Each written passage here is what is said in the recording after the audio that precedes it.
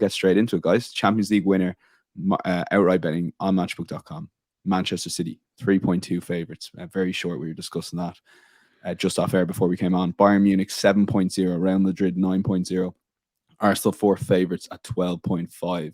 We go down the field further. You have the likes of Barcelona at 16.0, PSG 16.5, Inter in at 26.0, United 29.0, and bigger prices the rest if you want to take a flutter at the likes of Atletico Madrid, and there's a few other decent options, perhaps Newcastle United there too. So look, Mark, we'll start with you because you have a couple of plays in this market, and it is important to sort of emphasize these back delay options as well that you can do on the matchbook betting exchange. The nature of the exchange, if you back at a bigger price at half some price, you can get out for some profit while still having your bet rolling. So take it away on what your thoughts are on this market so far. Yeah, firstly, Man City favourites, understandable, expected. Same things we say every week. They're the best team in the world. They are the defending champions now, so psychologically the monkey's off their back, so to speak. But betting is quite often about backing about the price. And Man City are shorter to win this competition than they were 12 months ago. They're about 3.75, as you say. They're 3.2 now on a matchbook exchange. And I was just wondering, are City better than they were at this point last year? Are they worse? Are they about the same? I would suggest they're probably about the same, considering the players that have come in and out of the club in the summer. They have lost a couple of coaches as well behind the scenes, which may have a bearing. And it's worth noting that they're fighting on 5 fronts this season with the Club World Cup on top of their usual commitments. So the squad's not massive, and they were the concerns I had about the Premier League last year, and kind of made to look quite foolish, really. But a couple of key injuries. De Bruyne is out now for a while. Haaland was to sort of hit the treatment table for a while. There's reason to believe that you can attack that price a little bit, because the 3.2 is basically giving them about 33% of the outright market, which is a huge sum. And we're talking off air, it's not often a team goes off this routinely short in the Champions League outrights at this stage of the season. So clearly the competition is possibly slightly weaker than it has been in recent years. Liverpool would normally be up in the sort of top 5 of the outright market, regardless of what's gone on domestically. But I do quite like the team's second favourites there at Bayern Munich at 7. You can pick flaws in every team in this competition. Bayern are no different in that regard. Defensively, they are quite vulnerable at the best of times. And they had massive concerns over trying to sign a fullback and a defensive midfielder before the window shut. It didn't happen. But my bet is more about where Bayern are going to be in March time than where they are right now. I think they will go back and strengthen those areas in January. They've said as much. And in terms of sort of physically, they have the winter break in Germany. They play fewer league games. There's fewer cup competitions. There's no World Cup squeezed into this season either. So there's a reason that Bayern could easily be the most kind of physically at it of all the teams come March time. And potentially they've signed the missing piece of the puzzle in forward areas, which was possibly the sort of negative last year. The Mane deal didn't work in the way it was supposed to, but Harry Kane now leading the line, 4 goals and 4, and he's finishing the chances that Bayern have been creating. And I think going forward, there's few teams who can probably match their firepower. There was obviously a couple who could come close, but going forward, they're exceptional. Thomas Tuchel has course and distance form, and I thought Bayern were one of the toughest opponents for City last season, particularly in Munich at least. So they weren't a million miles off them in the quarterfinals. You just need a bit of luck with the draw, as we saw last year.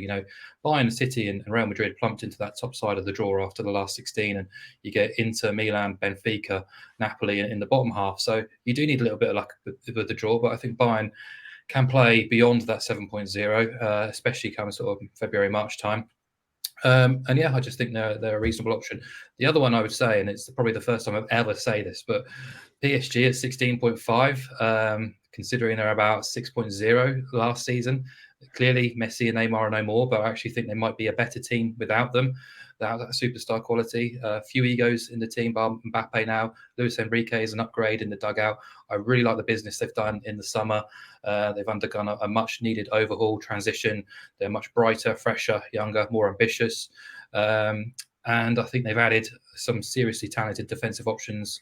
Skriniar, Hernandez, of course, going forward. You've got Ramos and Kolo Muani in there now as well, a top-class goalkeeper, and Ugarte in defensive midfield, who is a real dog in that midfield area, a real biter. And I just think they've got a bit more energy about them, fewer off-field distractions with Neymar and Verratti gone. And, this isn't, again, a bet on where PSG are right now. I just think they'll grow into the season. I think they can win that group, which looks like the group of death, but I think they're more than good enough to top it. And then you just need a bit of luck. You avoid Man City, and then hopefully you'll avoid the big guns in the draw too. So I think as a back to lay options, PSG at 16.5. I'd be surprised if that price is there if they do reach the knockout stage in March, which I expect they'd do so. I think you've got the best striker in the world, one of the best goalkeepers in the world, some of the best defensive personnel there as well. Midfield is perhaps the only question mark, but I think overall they're a decent shift of the team at the minute. So quite happy to have them on side. Okay, PSG 16.5 potential back to lay options come March and April, and Bayern Munich 7.0. Just two selections for Mark Ware in the outright market. Incidentally, you did put up Napoli 151.0 last year, and while they didn't win, Mark, they were definitely into around the 10, 11, 12 mark at one stage in that around that quarterfinal stage. So a man to listen to in the outright markets for sure. Adrian, and we got a comment in, quite a funny comment here saying even Hussey and Adrian, I'll get producer Ryan to put it up, even Hussey and Adrian Clarke must think Arsenal are too short in this market. And we were just having that discussion off air. So it's almost like we planted this comment here from our own Macintosh on YouTube. No, you bang on, Owen. I was staggered. When I saw that Arsenal were fourth in the betting, I thought, wow, that seems a bit outlandish, really, given this is the first time in six years that Arsenal are back in the competition. I mean, it does show you how far the team has come and how much respect Miguel Arteta and the players have.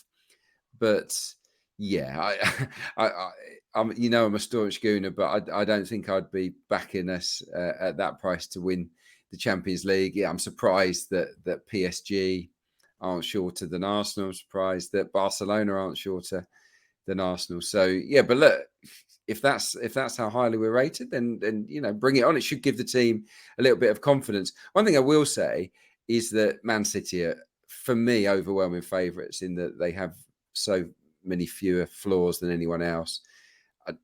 I'm hearing Mark on Bayern, and they probably will get better, but there's a few holes you can pick in them.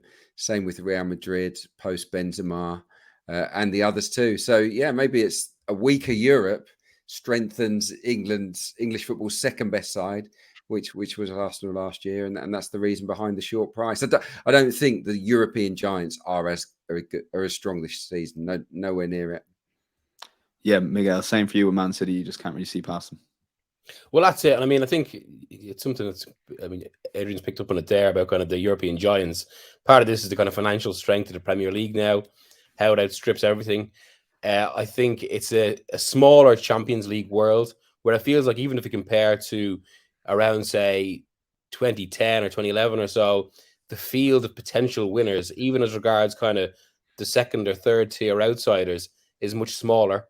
And that's, I suppose, one of the things I was going to say. I mean, even aside from the odds, which was translate exactly what I'm going to say now into numbers, but it's very difficult to remember a team that just felt as close to obvious winners as City this season. Maybe since Guardiola's own Barcelona team, in terms of how much better they were than the rest of the field. But even with that Barcelona team, it felt they were more, if they had one bad night, which actually happened a fair few times at Barcelona, that suddenly they could be caught, as we saw against Inter in 2010.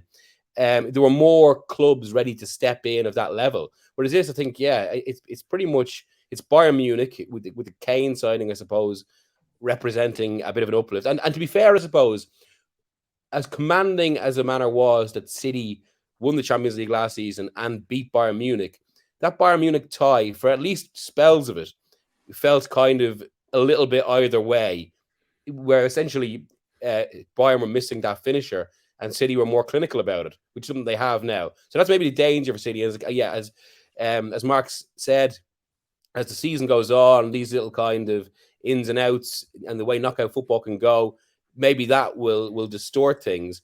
But for the moment, they just feel a level above. I mean, they're a little bit in the sense of it feels a bit like, maybe coincidentally enough, given the last English team to win a treble, it feels a bit like Manchester United going into the 99-2000 season, where they didn't necessarily improve, but by very virtue of finally winning the Champions League, it did something different for the team as well. So they just go in assured now. And for all those reasons, I think it would just take something quite drastic or an unexpected bad round, or maybe a one-off game in the final, like for City not to do it again. Yeah, you feel the curse is lifted a bit with Manchester City. That's the feeling from the panel here in general. Man City 3.2 for Adrian and Miguel if they were pushed on a selection at this early stage.